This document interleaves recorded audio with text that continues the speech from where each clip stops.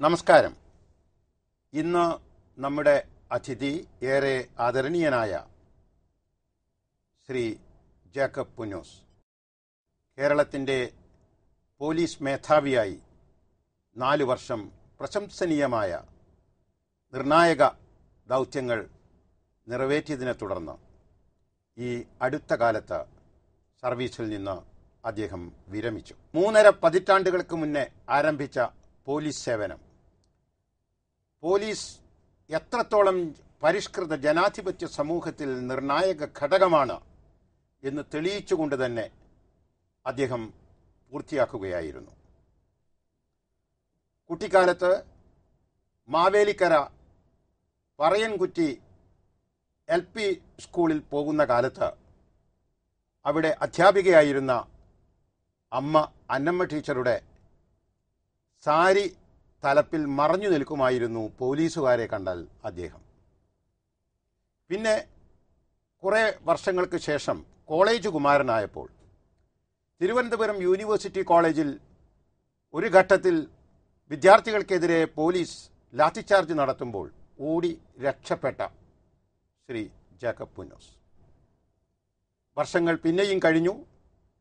അഖിലേന്ത്യാ തലത്തിൽ 1ാം റാങ്കോടുകൂടി IPS പാസ്സായ പ്രതീക്ഷയുണർത്തിയ പ്രതിഭാശാലിയായ യുവാവായി അദ്ദേഹത്തെ നാട്ടുകാരും കേരളീയരും തിരിച്ചറിഞ്ഞു.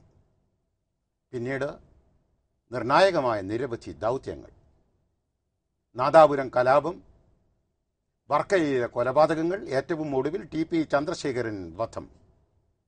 ഈ പ്രതിസന്ധികളൊക്കെ അദ്ദേഹം പോലീസ് സേനയുടെ അന്വേഷണ സംഘത്തിൻ്റെ മുന്നിൽ നിന്നുകൊണ്ട് നേരിട്ടു.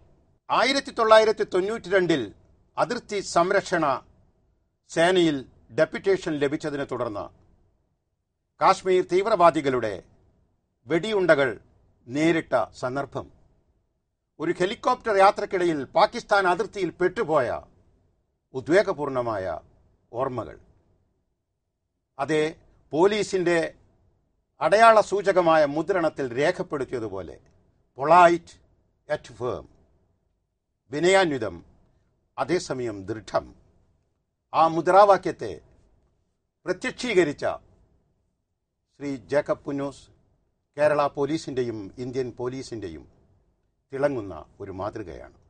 അദ്ദേഹത്തോടൊപ്പം അല്പസമയം പ്രേക്ഷകരുമായി അദ്ദേഹത്തിൻ്റെ ചിന്തകൾ പങ്കിടാൻ ലഭിച്ച ഈ സന്ദർഭത്തെ ഞങ്ങൾ നന്ദിപൂർവ്വം സാദരം ഉൾക്കൊള്ളുന്നു. നമസ്കാരം സർ. നമസ്കാരം. ഈ സമയത്തിന് അങ്ങേയറ്റം നന്ദി. പോലീസ് മേധാവി എന്ന നിലയിൽ ഈ അടുത്ത കാലം വരെ 4 വർഷം തുടർച്ചയായി കേരളത്തിൻ്റെ നിയമവാഴ്ച നിയന്ത്രിച്ചപ്പോൾ അങ്ങ് മനസ്സിൽ കരുതിയ പ്രധാനപ്പെട്ട നിഷ്ഠകൾ എന്തൊക്കെയായിരുന്നു?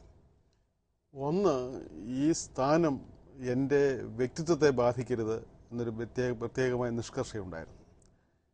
ഈ ഉദാഹരണത്തിന് എൻ്റെ DGP എന്നുള്ള നിലയിൽ ജോലി ചെയ്യുമ്പോൾ ആ സ്ഥാനത്തിൻ്റെ എല്ലാ ഗൗരവവും ഞാൻ പാലിക്കും. പക്ഷേ എൻ്റെ വ്യക്തിപരമായ കാര്യങ്ങളിൽ ഞാൻ ഇന്നും റാന്നിയിലും മാവേലിക്കലിലും വളർന്ന ഒരു സാധാരണ പൗരനാണ്.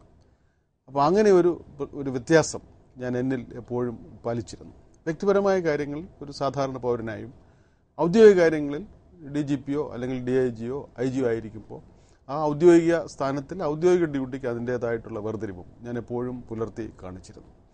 അതൊരു പ്രധാന സംഗതിയാണ്. രണ്ടാമത്തെ കാര്യം, ഞാൻ പലപ്പോഴും ചിന്തിക്കാറുള്ള ഒരു കാര്യമാണ്, ഞാൻ വളർന്ന സാഹചര്യങ്ങളിൽ ഞാൻ ഈ സംസ്ഥാനത്തെ ഉന്നതമായ ഒരു പോലീസ് പദവിയിൽ എത്തുമെന്ന് ഞാൻ ഒരിക്കലും പ്രതീക്ഷിച്ചിരുന്നില്ല. ഏതെങ്കിലും ഉന്നത സ്ഥാനത്ത് എത്തുമെന്ന് ഞാൻ ഒരിക്കലും പ്രതീക്ഷിച്ചിരുന്നില്ല.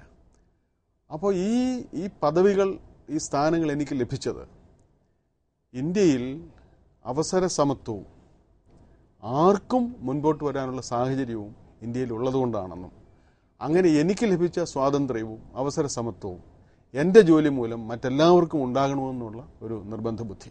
അതുകൊണ്ട് ഏത് തീരുമാനങ്ങൾ എടുത്താലും ഈ ഭരണഘടനാപരമായിട്ടുള്ള ഒരു ഉത്തരവാദിത്വം ഞാൻ നിറവേറ്റുന്നു എന്നുള്ള ഒരു ബോധ്യം, ഒരു നിഷ്ഠ എനിക്ക് എപ്പോഴും ഉണ്ടായിരുന്നു. ഈ 2 കാര്യങ്ങളാണ് പൊതുവെ എൻ്റെ ജോലിയോടുള്ള സമീപനത്തിൽ ഉണ്ടായിരുന്നത്. കാരണം ഞാൻ DGP ആയതുകൊണ്ട് ഞാൻ വലിയ ആളായെന്ന് എനിക്കൊരിക്കലും ഒരു ഭാവം ഉണ്ടായിട്ടില്ല. പക്ഷേ DGP സ്ഥാനം വലുതാണ് എന്നൊരു ബോധം എനിക്ക് എപ്പോഴും ഉണ്ടായിരുന്നു. അതിനെ ഞാൻ കളങ്കപ്പെടുത്തരുത്, അതിനെ ഞാൻ അപമാനം ഉണ്ടാക്കരുത് എന്നൊരു ബോധം ഉണ്ടായിരുന്നു.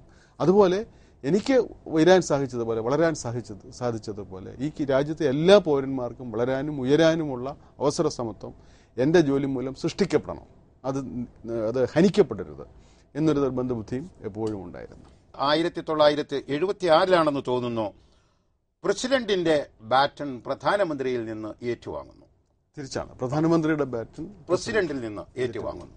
ആ സന്ദർഭത്തിൽ മനസ്സിൽ പോലീസ് സേവനത്തെക്കുറിച്ച് അങ്ങ് സൂക്ഷിക്കാൻ തുടങ്ങിയ സങ്കല്പങ്ങൾ എത്രത്തോളം അങ്ങയുടെ അനുഭവത്തിൽ യാഥാർത്ഥ്യമായിരുന്നു? അത് എനിക്ക് വലിയൊരു ഷിഫ്റ്റായിരുന്നു, വലിയൊരു മാറ്റമായിരുന്നു. കാരണം ഞാൻ വിദ്യാർത്ഥിയായിരിക്കുമ്പോഴും ഒന്നും ഞാൻ പോലീസ് ആകുന്നൊരിക്കലും പ്രതീക്ഷിച്ചതല്ല. സാഹചര്യങ്ങളുടെ ഒരു conspiracy of circumstances made me into A police officer. അപ്പോൾ ഇപ്പം ഇന്ത്യൻ ഫഖ്റുദ്ദീൻ അലി അഹമ്മദാണെന്ന് വന്നത്, പ്രധാനമന്ത്രി സാക്ഷാൽ ജവഹർലാൽ നെഹ്റു ക്യാരി ചെയ്യുന്ന ബേറ്റനാണ് എനിക്ക് സമ്മാനിച്ചത്. അപ്പോൾ ഞാനത് കിട്ടിയപ്പോൾ ഞാൻ ഓർത്തത്, ഇവിടെ ഞാൻ എങ്ങനെ വന്ന് നിൽക്കുന്നു, എങ്ങനെ ഏത് സാന്ദർഭികത്വം കൊണ്ടാണ്, ഏത് ആകസ്മികത കൊണ്ടാണ് ഞാൻ ഇവിടെ ഈ പോഡിയത്തിൽ ഇന്ത്യൻ പ്രസിഡന്റ് മുമ്പാകെ നിൽക്കുന്നത്. എന്താണെങ്കിലും അതൊരു വലിയ മുഹൂർത്തമാണല്ലോ. ഇതിനെ തികച്ചും അന്വർത്ഥമാക്കി ഇതിന് യോജിച്ച രീതിയിൽ എൻ്റെ ശേഷമുള്ള ജീവിതം എങ്ങനെ ക്രമപ്പെടുത്തണം എന്നുള്ളൊരു ചിന്തയാണ് എനിക്കുണ്ടായിരുന്നത്. പോലീസ് സേവനത്തെക്കുറിച്ച് പൊതുവെ പറഞ്ഞു കേൾക്കുന്നത്, അത് പ്രത്യേകിച്ചും ഒരു ജനാധിപത്യ സമൂഹത്തിൽ മാറി മാറി വരുന്ന ഭരണ സംവിധാനങ്ങൾ, ഭരണ നേതൃത്വങ്ങൾ ഇവരുമായി പൊരുത്തപ്പെടുന്നത് ഏറെ സങ്കീർണമായ ഒരു അനുഭവതലമാണ് എന്നാണ്. ആ വഴിക്ക് അങ്ങയുടെ അനുഭവങ്ങൾ? താങ്കൾ പറഞ്ഞത് തികച്ചും ശരിയാണ്. ഈ ഭരണകൂടങ്ങൾ മാറി മാറി വരുമ്പോൾ അവയുമായിട്ട് പൊരുത്തപ്പെടുക എന്നുള്ളത് വളരെ സങ്കീർണമായ ഒരു പ്രക്രിയയാണ്. സങ്കീർണം എന്നുള്ളത് ശരി തന്നെ, പക്ഷേ അത് അസാധ്യമല്ല എന്നുള്ളത് കൊണ്ട് ഓർക്കണം. പലരും പറയുന്നത് അത് അസാധ്യമാണെന്നാണ്. അസാധ്യമല്ല, സങ്കീർണമാണ്. അപ്പോൾ അതിന് ചില രീതിയിലുള്ള സംഗതികൾ നമ്മൾ അനുവർത്തിച്ചേ പറ്റുള്ളൂ. ഒന്ന്, ഈ മാറി മാറി വരുന്ന ഭരണ സംവിധാനങ്ങൾ ഉപയോഗിച്ച് നമുക്ക് വ്യക്തിപരമായ ഔന്നത്യം കരസ്ഥമാക്കണമെന്നൊരാഗ്രഹമുണ്ടെങ്കിൽ നമ്മൾ പരാജയപ്പെടും. നേരെ മറിച്ച് ഈ മാറി മാറി വരുന്ന ഭരണകൂടങ്ങളിലും നമ്മളെ ഏൽപ്പിച്ചിരിക്കുന്ന ഭരണഘടനാപരമായ ഒരു ഇന്ത്യൻ പോലീസ് സർവീസ് ഓഫീസറെ, ഒരു ഇന്ത്യൻ അഡ്മിനിസ്ട്രേറ്റീവ് സർവീസ് ഓഫീസറെ ഏൽപ്പിച്ചിരിക്കുന്ന ഭരണഘടനാപരമായ ദൗത്യം നിർവഹിക്കണം എന്ന് മാത്രമാണ് നമ്മുടെ ലക്ഷ്യമെങ്കിൽ ഇതിനെ പൊരുത്തപ്പെടുത്തിക്കൊണ്ടുപോകാനും സമന്വസിപ്പിക്കാനും നമുക്ക് സാധിക്കും. കാരണം നാം ആവശ്യപ്പെടേണ്ടത് നമ്മുടെ വ്യക്തിപരമായ ഉയർച്ചയല്ല, പക്ഷെ നാം ഏത് ജനതയെ സേവിക്കുന്നുവോ, ഏത് നിയമം നടപ്പാക്കുന്നുവോ ആ നിയമം നിഷ്പക്ഷമായി നടപ്പാക്കാനുള്ള അവസരത്തിന് വേണ്ടിയാണ് നാം ആവശ്യപ്പെടുന്നത്. പലപ്പോഴും ഇത് മാത്രമാണ് നമ്മുടെ ആവശ്യമെങ്കിൽ ഈ എൻ്റെ അനുഭവത്തിൽ രാഷ്ട്രീയ നേതൃത്വങ്ങൾ ഇതിനെ വലിയ വിലങ്ങുതടിയായിട്ട് നിൽക്കാറില്ല. മറിച്ച് നമുക്കതുകൊണ്ട് വ്യക്തിപരമായ എന്തെങ്കിലും നേട്ടം ഉണ്ടാകണമെന്ന് നമുക്കൊരു സ്വാർത്ഥബോധമുണ്ടെങ്കിൽ രാഷ്ട്രീയക്കാരൻ്റെ സ്വാർത്ഥബോധവും നമ്മുടെ സ്വാർത്ഥബോധവും കൂടെ കൂടുമ്പോൾ അപകടമാണ്. കൊലപാതകത്തിലൂടെ രാഷ്ട്രീയ പ്രവർത്തനം നടത്തുന്നത് കൊലപാതക രാഷ്ട്രീയം. ഇതാണ് അതിൻ്റെ പ്രധാനപ്പെട്ട ഒരു വ്യത്യാസം. ഈ ഡിസ്റ്റിങ്ഷൻ നമ്മൾ മെയിൻറ്റെയിൻ ചെയ്തില്ലെങ്കിൽ ഭയങ്കര ഒരു വലിയ ആപത്ത് നമുക്കുണ്ടാവും.